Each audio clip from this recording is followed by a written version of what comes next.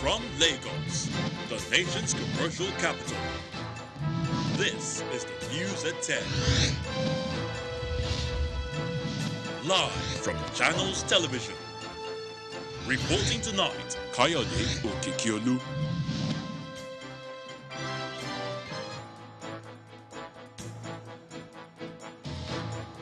Tonight, National Assembly takes a historic leap, votes for autonomy of local government, and as well as getting funds from Federation account to the third tier of government, among other items in the Constitution amendment process. The president is off to Nairobi, Kenya for the United Nations Environmental Programme, hours after sending a written request to the National Assembly for amendment of the Electoral Act. The fuel scarcity bites harder as marketers sell petrol above approved pump price. And 5 people killed after Russia attacked a TV tower in Kiev, hitting nearby broadcast facilities. Plus more from our London studio in Around the World in 5. On business news tonight, oil prices cross $106 per barrel 6 days after Russia's invasion of Ukraine. On sports news tonight, Russia continues to pay a heavy sporting price for its invasion of Ukraine, as World Athletics bars all Russian and Belarusian athletes from all competitions. And from Abuja, Inspector General of Police tasked his officers and men to get acquainted with details of the amended Electoral Act recently signed into law by the President.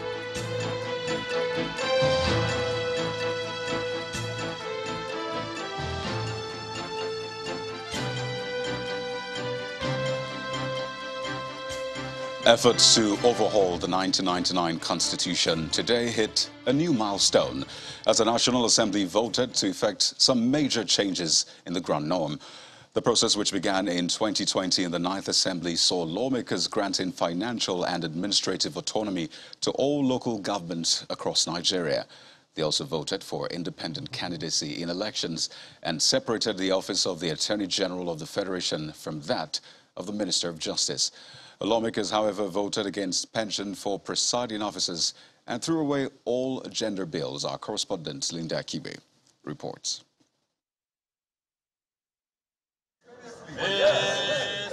It's one of the most important endeavors to be undertaken by the 9th Assembly, the amendment of the 1999 Constitution. Previous assemblies have had a go at amending the Constitution with varying levels of success. Pursuant to Section 12, subsection 4. On Tuesday, these federal lawmakers in the Senate and House of Representatives are voting on 68 constitution amendment bills. Some of these bills center on issues which have captured public interest over the years.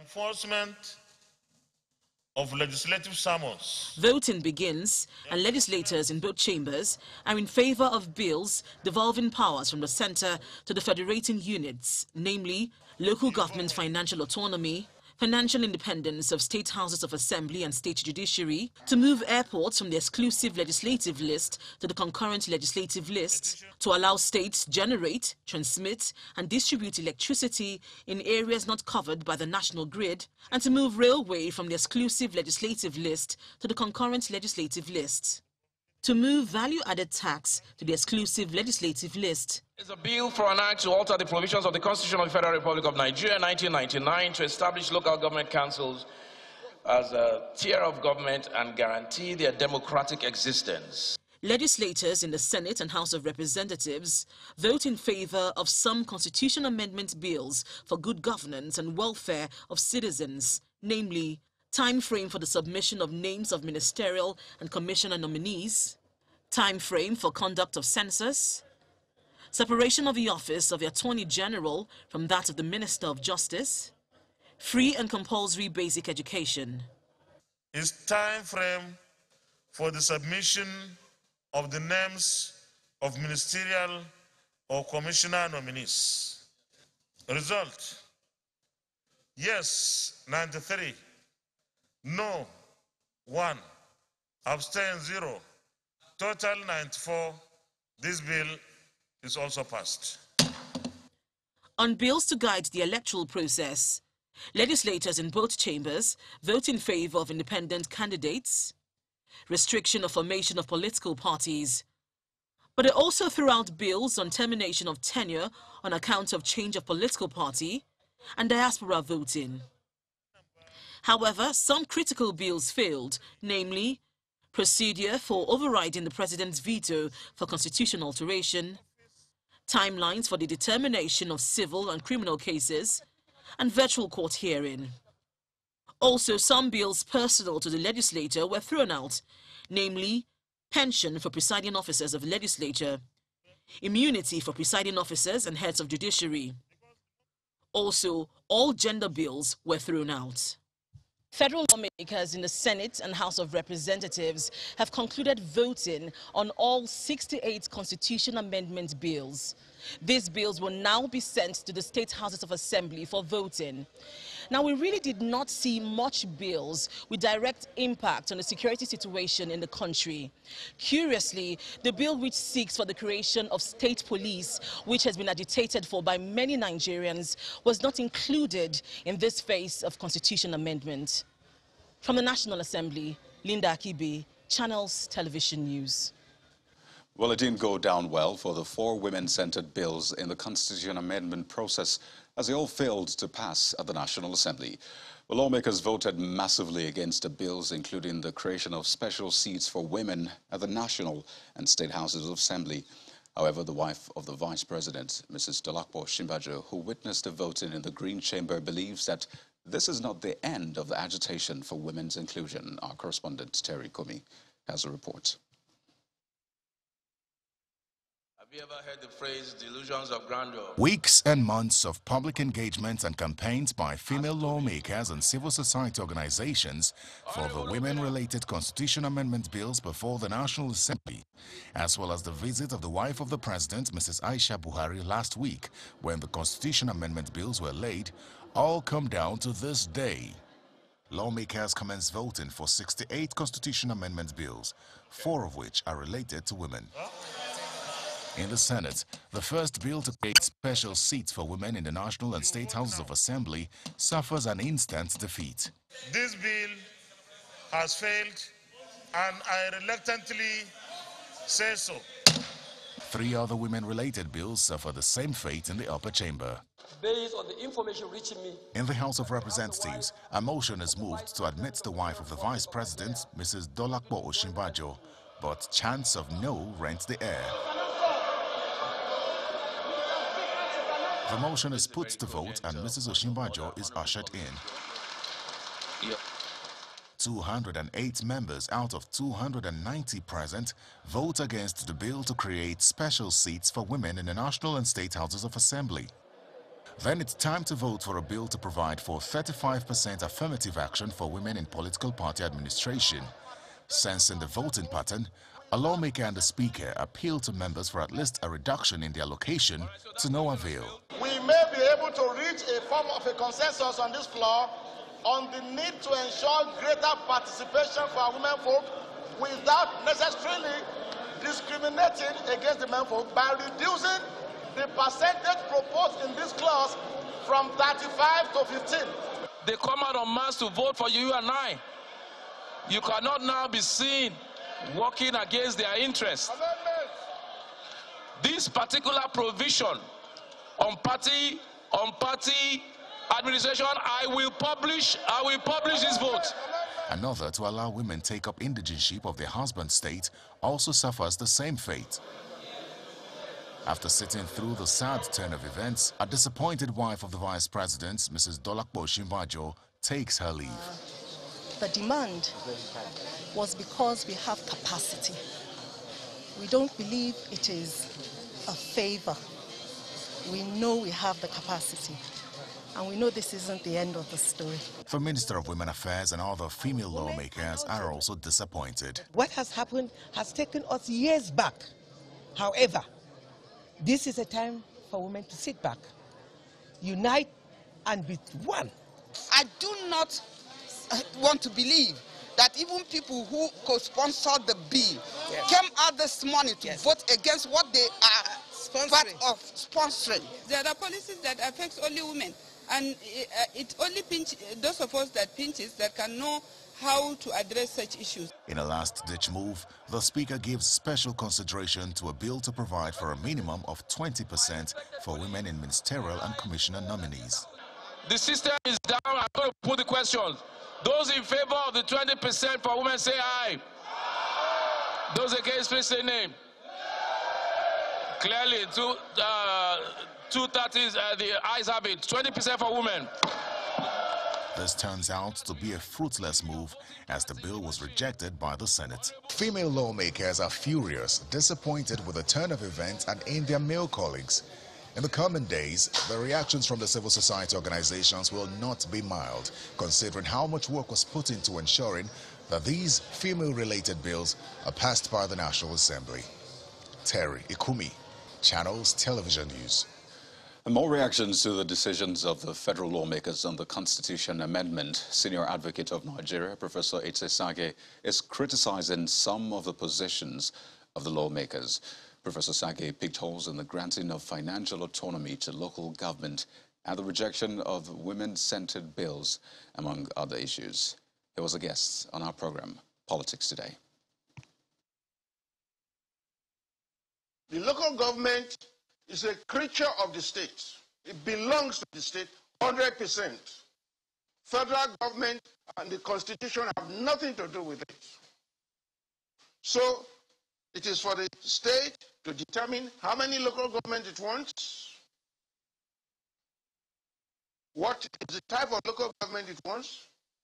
It may decide that there will be no democratic local governments. Rather, they propose civil servants to administer local governments.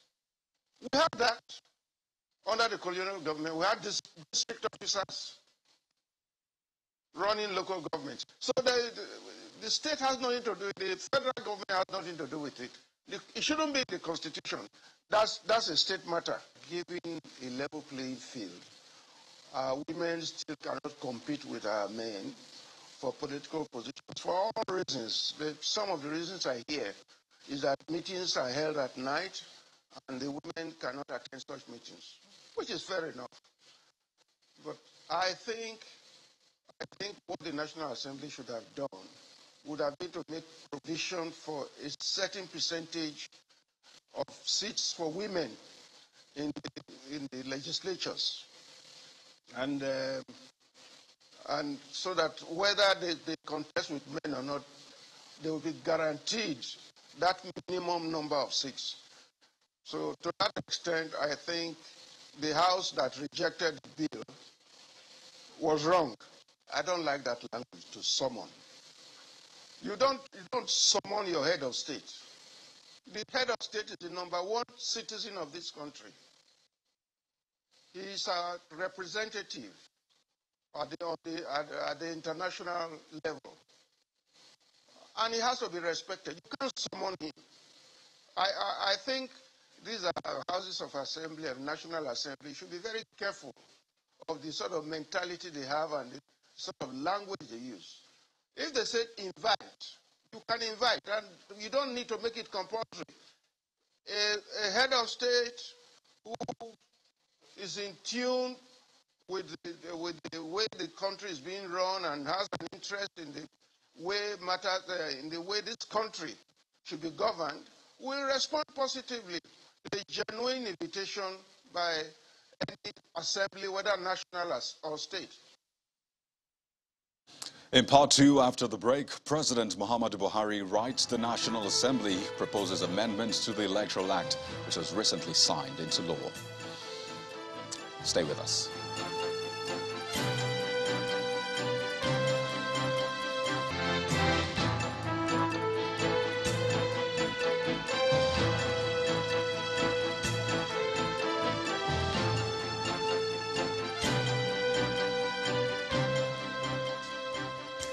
Welcome back. If you've just joined us, you're watching the news at 10, live on Channels Television Lagos.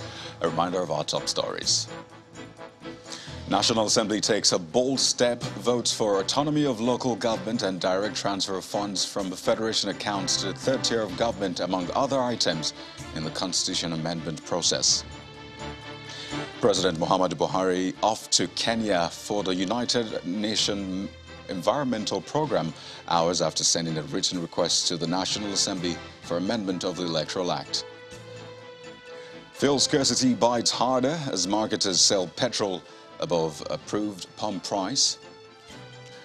And 5 people killed after Russia attack a TV tower in Kiev, hitting nearby broadcast facilities.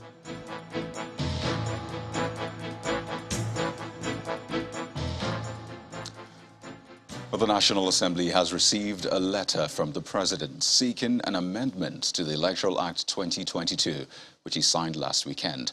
Well, specifically, President Muhammadu Buhari wants the National Assembly to amend Section 84, subsection 12, which states that no political appointee shall be a voting delegate or be voted for at the convention or congress of any political party for the purpose of a nomination of a candidate for any election. The President had made his reservations about the provision known just before giving assent to the reworked electoral bill. In the letter, he explains that the amendment is necessary as the clause constitutes a fundamental defect and leads to the disenfranchisement of political office holders.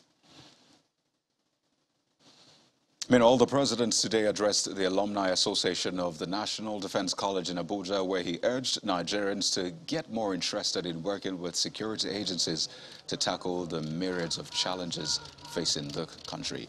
He also praised the courage and bravery displayed by security agencies and service chiefs in promoting peace and order, maintaining that more could be achieved in bringing law and order to various parts of the country with the cooperation of citizens. We have zero tolerance for kidnapping, especially of school children, and we shall deal with such outrages decisively.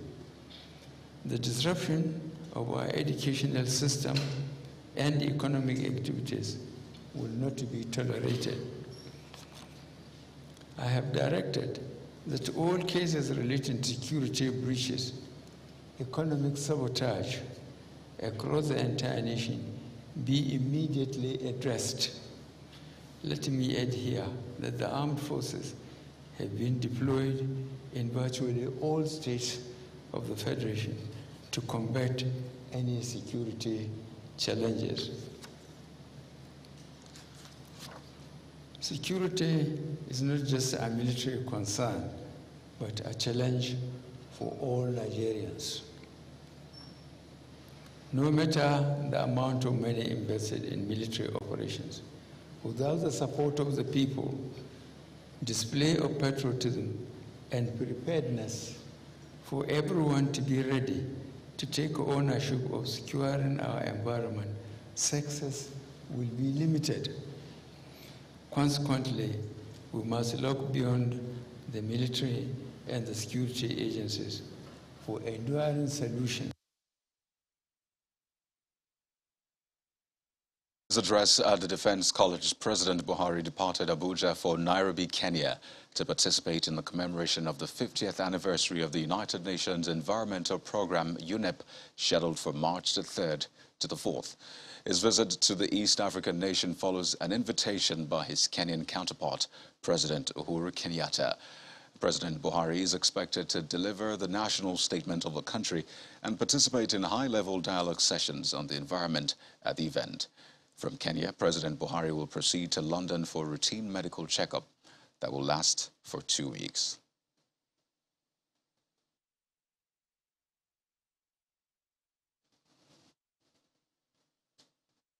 Well, let's now head over to our Abuja studio for more on the news at 10 with Gloria Mezoke. Hi, Gloria. Quite a busy day at the nation's capital, right?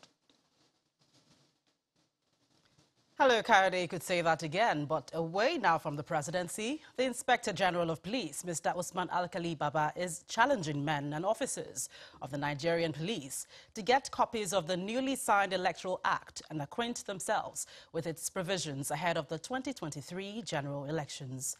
It says this is to ensure that they do not run foul of the law and guard against any kind of abuse. Mr. Alkali Baba was speaking during a duty tour of the FCT Police Command headquarters as part of his visit to all the commands across the country. Our correspondent, Emperor Simon, reports.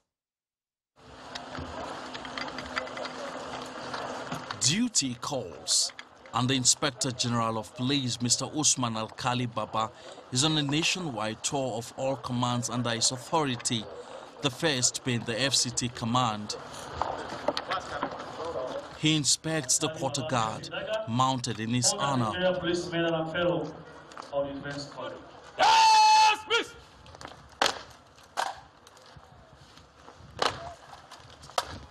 And as he settles down, he's welcomed by the FCT Commissioner of Police, Mr. Sande Babaji, who explains that the command, which comprises 6 area commands, 44 divisional headquarters and 99 outstations, has made remarkable progress in curbing crime within the nation's capital.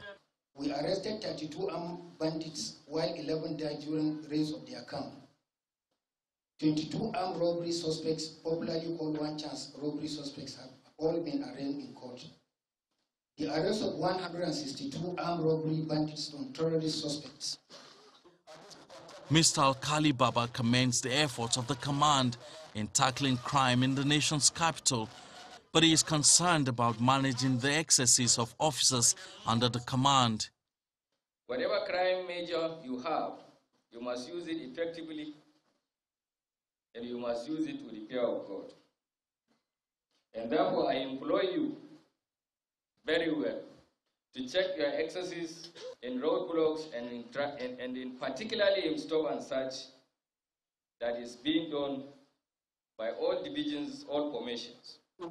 Ahead of the 2023 general elections, Mr. Alkali Baba also calls on the command to organize training for its men on the Electoral Act 2022, as he charges them to acquaint themselves with the provisions of the law. Try to get a copy of the Act and look at it. What is my role? What do I do? Or what do I not involve in doing because of the Act? The event had in attendance stakeholders, including traditional rulers and members of the media. Emperor Simon, Channels Television News.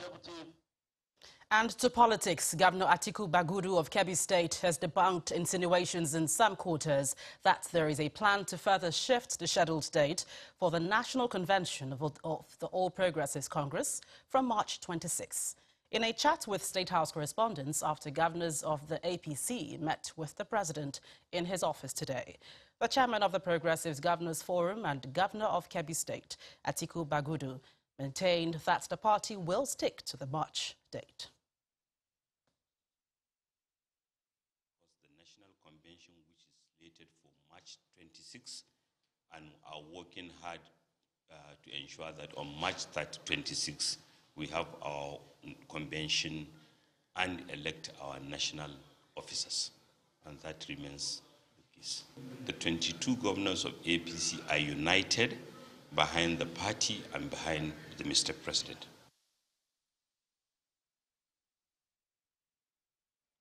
We want action, not memorandum of understanding. Well, these are the words of the president of the Academic Staff Union of Universities, ASU, as the union resumed discussions with the federal government today in a bid to end its one-month warning strike.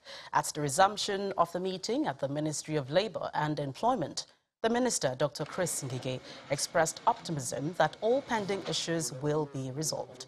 However, the striking lecturers say they are not interested in signing new agreements, but want the government to implement all existing ones. I don't think that we'll waste too much time in dotting the T's and I's, as I've said, because we have agreed on certain things and put timelines on them.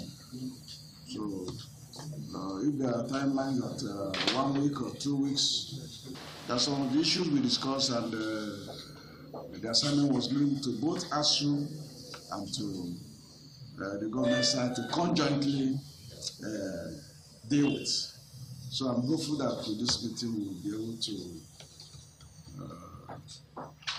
arrange for us to meet ourselves halfway and reach a final agreement.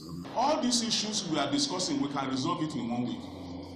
If these countries have to declare emergency education because of what we are seeing today, we will solve this problem in less than 3 days. But the strike is going to 3 days, and we are still talking. Nigerians want to see action. The students want to see action. My members want to see action. I also believe the general public want to see action.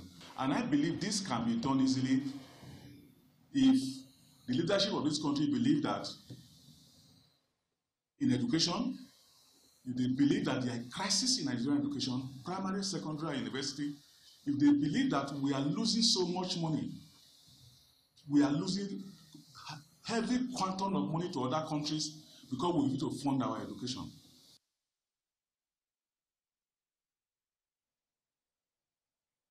Well, earlier in the day, the minister met with the president to brief him on the first phase of the negotiations with ASU, saying that the government is ready to make the university lecturers happy after due process has been completed. Our university lecturers here deserve good pay. The worker is doing his wages. So if we compare with what obtains in other climes and are not adequately remunerated, nothing stops government from, within the lean resources that we have, do some compensation raise and make them happy. So we are not opposed to that, but there's a process, like I explained to them.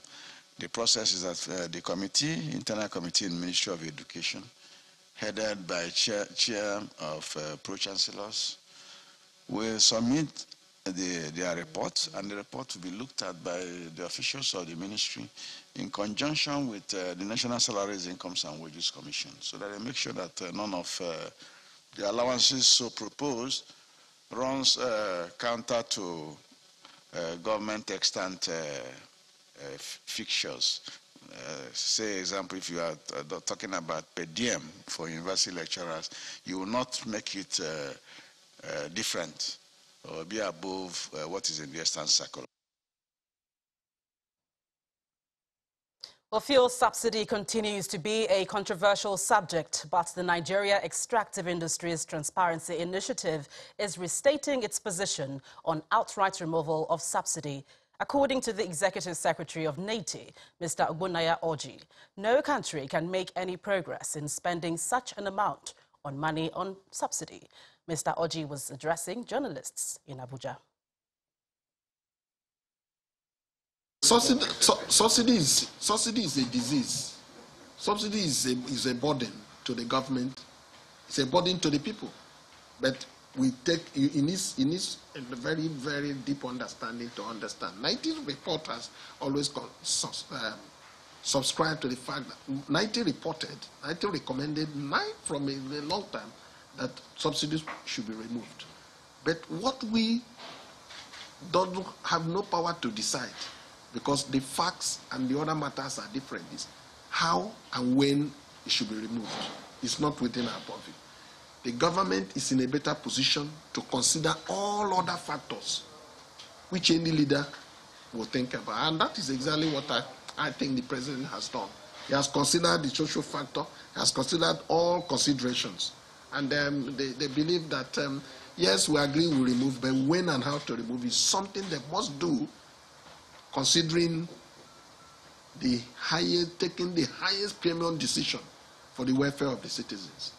I think the whole issue about subsidy depends on how and when it will be removed, but not if, because a country that wants to make progress cannot be spending the kind of money we're spending on subsidy. We must take that.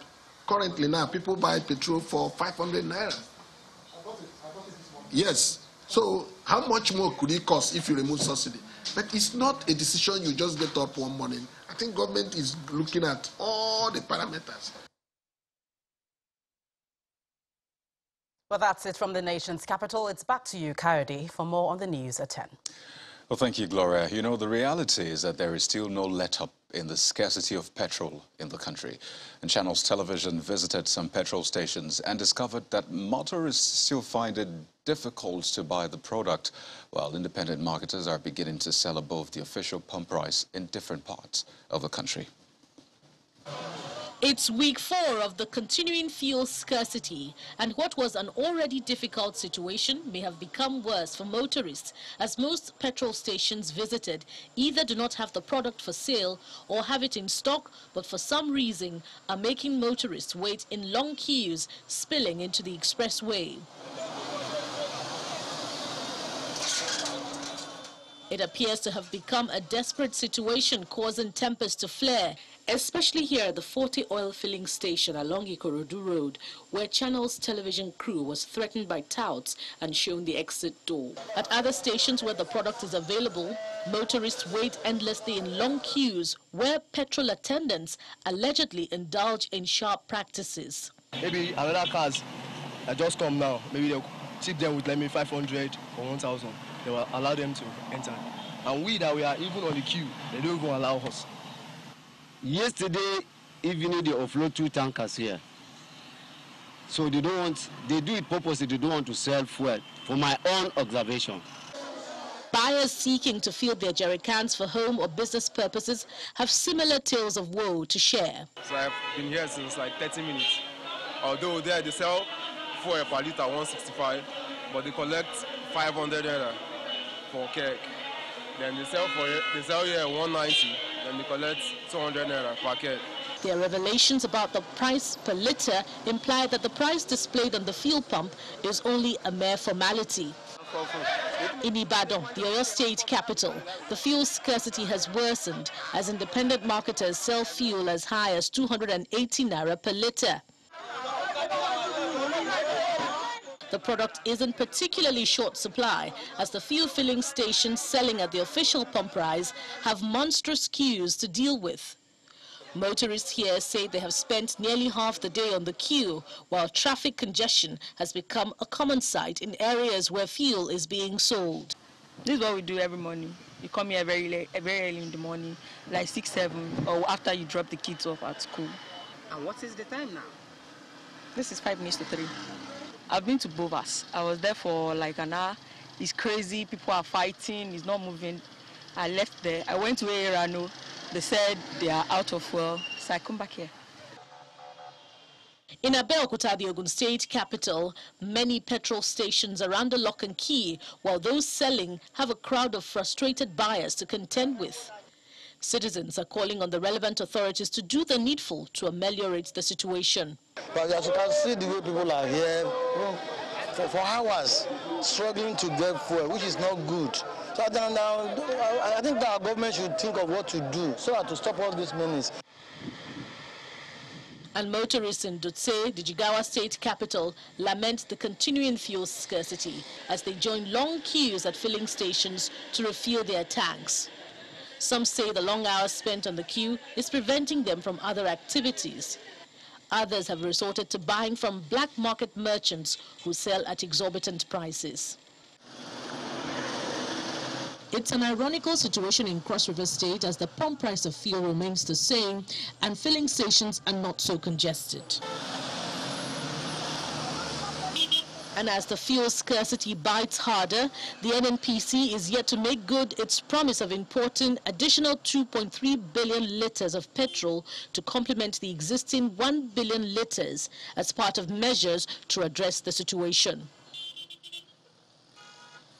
And away from the very present fuel scarcity, River State Governor Nyesom Wike says his administration has been able to achieve the current level of infrastructure development because he has resisted the temptation to share public funds, as many may have expected of him. Governor Wike was speaking during the inauguration of the Ora-Bali flyover in Port Harcourt, the state capital. The inauguration was performed by the governor of Bauchi State, Bala Mohammed, who described the urban renewal of the Wike administration as unique. Awarded for dualization in November 2020, the Oruabali flyover in Port Harcourt, the River State capital, is ready for inauguration. It's the 6th overhead bridge to be completed by the Nyesom Wike administration in less than 4 years as it seeks to tackle the terrible gridlocks within the state metropolis. Happening a day after the 10th flyover project was flagged off for construction, this inauguration is witnessed by top politicians across the country, especially by those from Bauchi State, whose governor, Bala Mohammed, is a special guest for a second consecutive day. He's not just doing it for him to be elected or re-elected. Restating his commendation from the previous day, Governor Bala Mohammed described the governor's urban renewal plan as simply unique, saying his style of leadership will be needed at the federal level. You will be needed at the center, as I said yesterday, so that you can continue.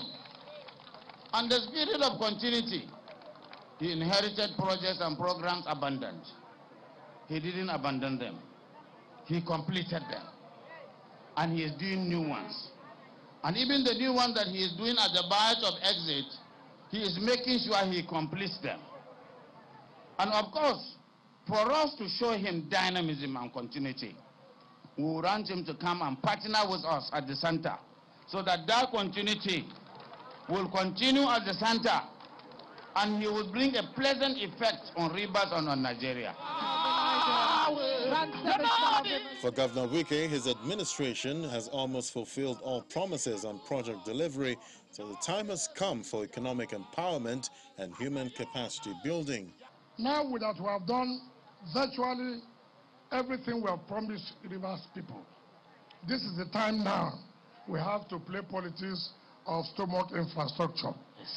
So every local government, every community will have a pattern on how we are going to empower our people. Empowerment is relevant in governance.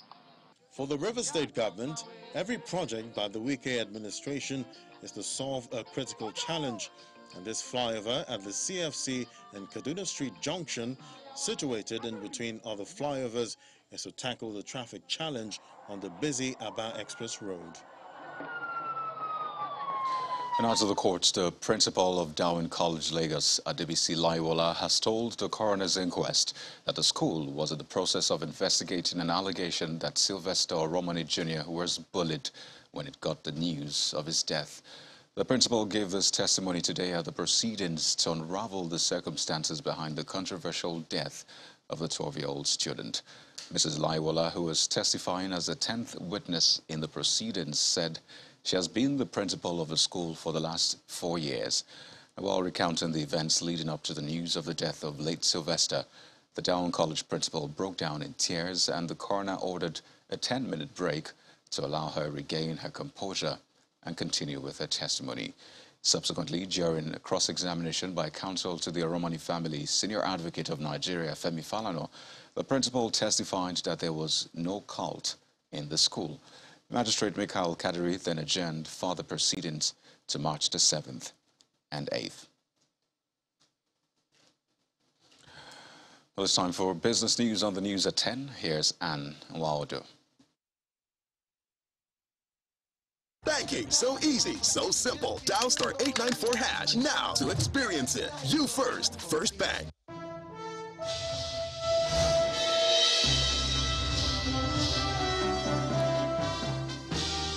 Thanks a lot, Kayode. Let's begin business news with oil prices. They surged today with U.S. crude hitting its highest level since June 2014 as Russia continues to move in on Ukraine's capital. International benchmark Brent crude advanced 9.5% to trade at $107.26 a barrel, while West Texas Intermediate crude futures jumped 11.3% to $106.50 a barrel. Prices first topped the $100 mark last Thursday when Russia invaded Ukraine, prompting fears of supply disruptions from key exporter Russia. Meanwhile, the International Energy Agency has agreed to release 60 million barrels of oil from strategic reserves in an effort to ease some of the current supply constraints. And talking about the Russian invasion on Ukraine, it has profound and multidimensional implications for Nigeria's economy, especially if it gets protracted. And that's according to economic think tank, the Center for the Promotion of Private Enterprises. In a statement released today, the Chief Executive Officer of CPPE, Dr. Muda Yusuf, listed some of the implications to include escalation in the prices of diesel, aviation fuel, kerosene and gas, mounting petrol import and subsidy bill, as well as the aggravation of petrol smuggling. He says the ongoing war between Russia and Ukraine could drive up the cost of flour, bread and other confectionaries, as the price of wheat on the global market will be highly affected, as both countries account for about 30% of the global wheat export. Dr. Yusuf also says that other significant macroeconomic outcome on Nigeria's economy may include heightened fiscal deficit, spike in debt service payment, exchange rate depreciation, and more intense inflationary pressure. Tier 1 financial institution Zenith Bank has released its full-year audited financial results for the year 2021, surpassing market expectations amid the economic impact of the COVID-19 pandemic. Well, according to results sent to the Nigerian exchange today, the group's gross earnings recorded a double-digit growth of 10% from 695.5 billion naira back in 2020 to 765.6 billion naira in 2021. Net interest income increased by 7% year-on-year, while non-interest income jumped by 23% year-on-year to 309 billion naira. The group's profit before tax for the year ended the 31st of December 2021 rose to 280 billion naira, representing a 10% growth, while profit after tax increased by 6% to 244 billion naira.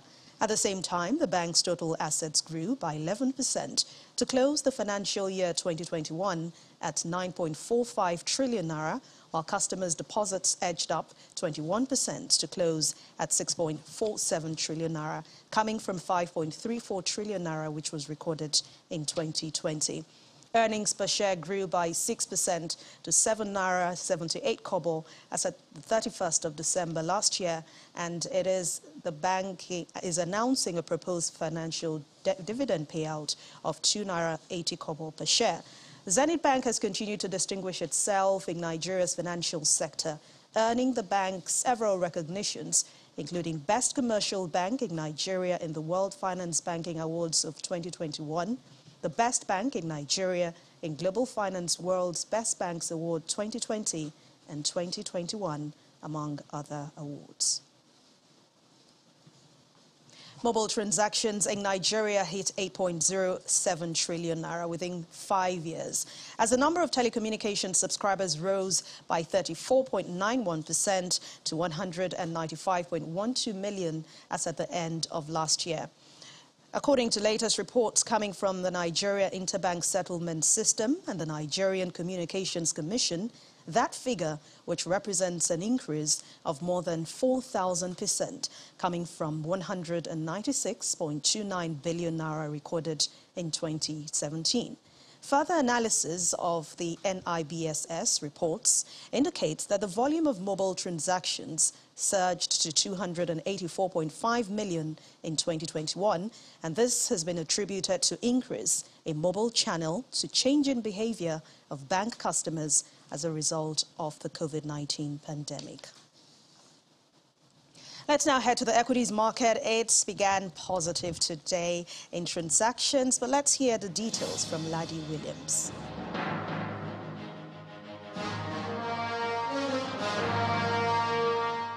Hello and welcome to the Stock Market Reports. While the equities market continued its bullish run in the second trading day of the week and the first in the month of March.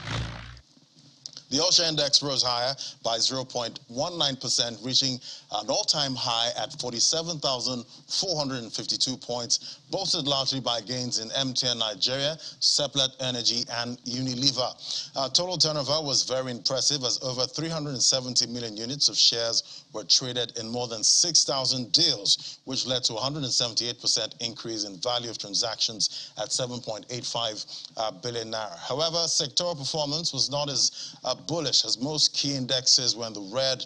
Meanwhile, oil and gas jumped to a 52-week high to close at 5.36% higher. Seplat Energy led the gains in the oil and gas counter, up almost 10%, and a whopping 85 naira 90 kobo added to its share price. A pretty sweet deal for investors there.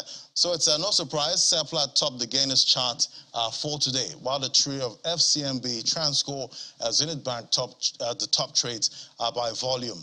All right, numbers looking good on the first trading day of March. Let's see if the momentum carries on. And that's the stock market report. I'm Ladi Williams. It's back to you. Thanks a lot, Ladi. And let's hope that is sustained for the whole week. But let's check out closing numbers for other markets around the world.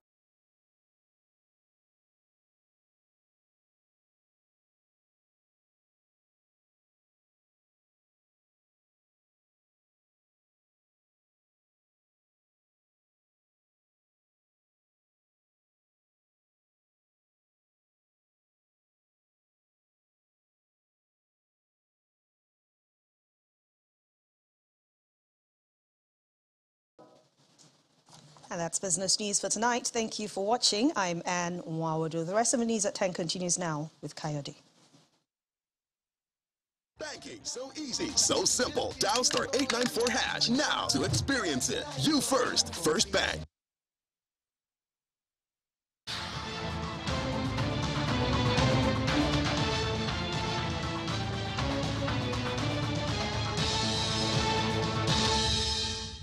Thanks a lot, Anne. Now to the Russia-Ukraine war. Nigerian students who have successfully crossed from Ukraine to neighboring European countries have been speaking on their experience. A number of them spoke to Channels Television on how they reached the border and escaped the war in Ukraine.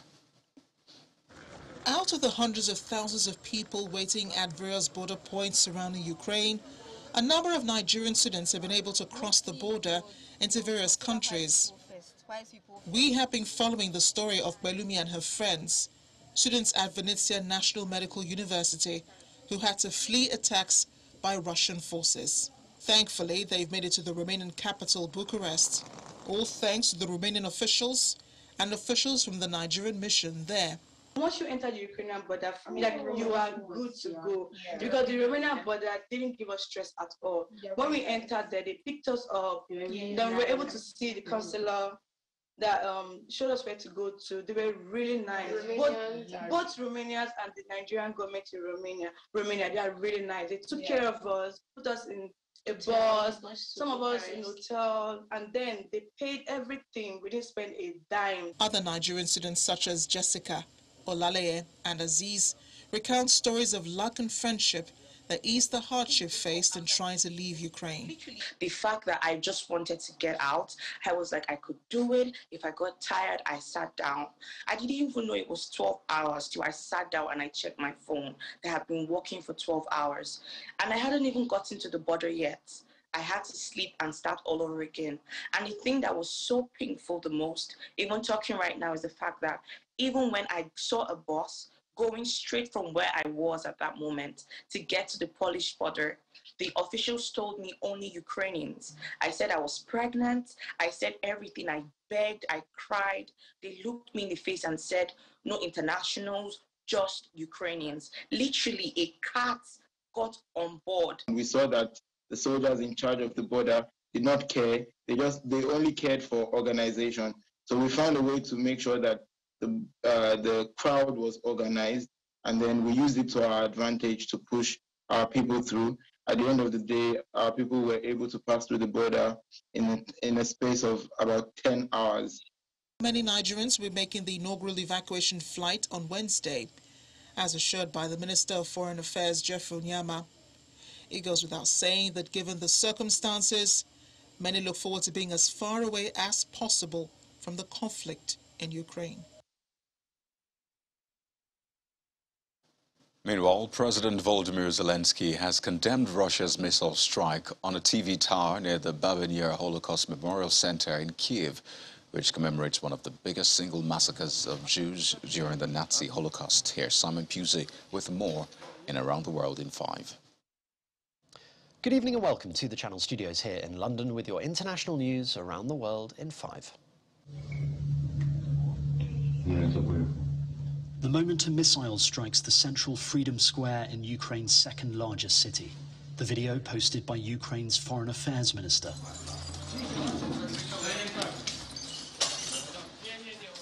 The resulting search for survivors, one of panic and chaos.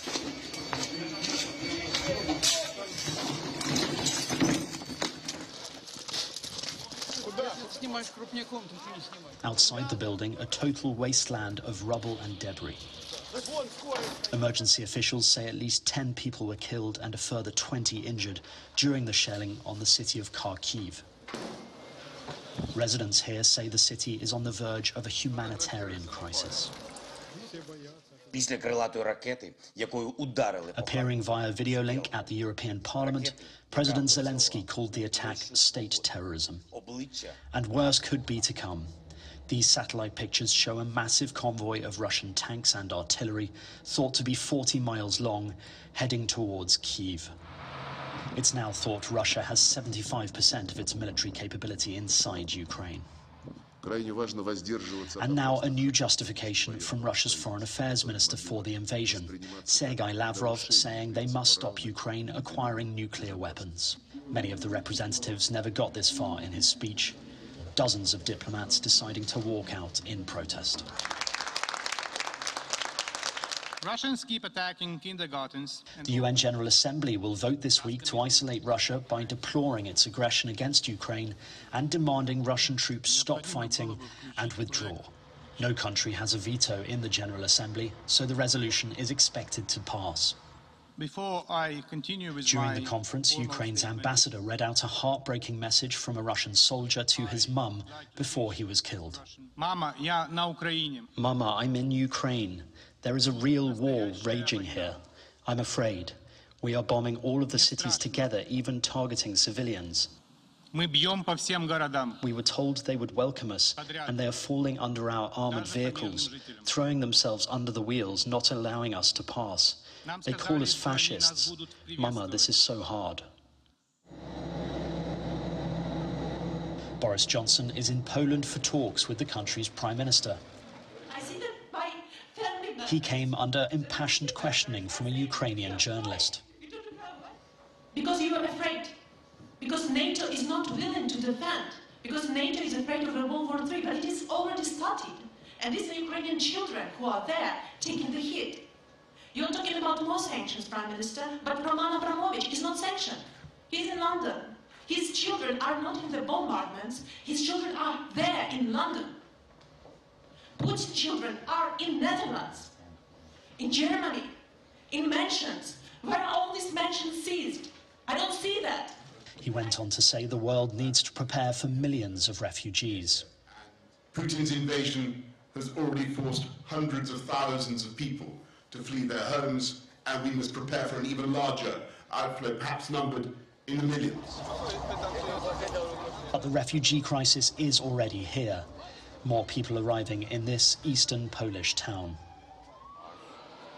I want back to Ukraine and studying math, physics. I want study in university. I don't sit here. I want study.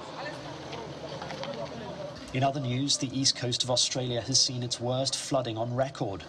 In New South Wales, locals watch the streets become totally engulfed in floodwaters. Footage showing residents stranded on rooftops with whole towns underwater. At least 10 people have so far been killed. Authorities have warned the area to brace for more heavy rainfall and further flooding over the next few days. We must all prepare ourselves for the possibility that lives have been lost. Whilst I would love to think, and I truly hope, that we will not see any deaths from this event, I think that it is unrealistic that a disaster of this magnitude will mean that there are no lives lost. And that's your international news around the world in 5. Now back to the Channel Studios in Lagos. And now to sports stories. World Athletics have barred Russian athletes from all competitions over Russia's invasion of Ukraine, a punishment the body's president, Sebastian Kurz, says was against the grain but defendable. All athletes, support personnel and officials from Russia and Belarus will be excluded from all World Athletics Series events for the foreseeable future with immediate effect. Chelsea head coach Thomas Tuchel was visibly frustrated and emotional earlier today when journalists asked repeatedly about the situation in Ukraine and how it affected the club owned by Russian Roman Abramovich. The German says that the club remains calm in the center of a storm after Abramovich announced that trustees of the London side's charitable foundation would act as stewards of the Premier League club. World heavyweight champion Tyson Fury has accused Dillian Whyte of showing the white flag after the challenger failed to attend a press conference earlier today ahead of their April the 23rd WBC title bout at Wembley Stadium. Fury's co-promoter Frank Warren, who won the right to stage the all-British fight with £30 million purse bid, was also scathing about Whyte's disgraceful absence. That's sports news. I'm Chris Alens. Back to you, Kaide. Thanks, Chris. And the main news again. The National Assembly today took a bold step as lawmakers voted for autonomy of local government and direct transfer of funds from federation accounts to the third tier of government, among other issues in the Constitution amendment process. The lawmakers, however, rejected pension for presiding officers and threw away all gender bills. And that's the news at 10 for tonight. Thank you for watching. I'm Kayode Kikilu. Good night.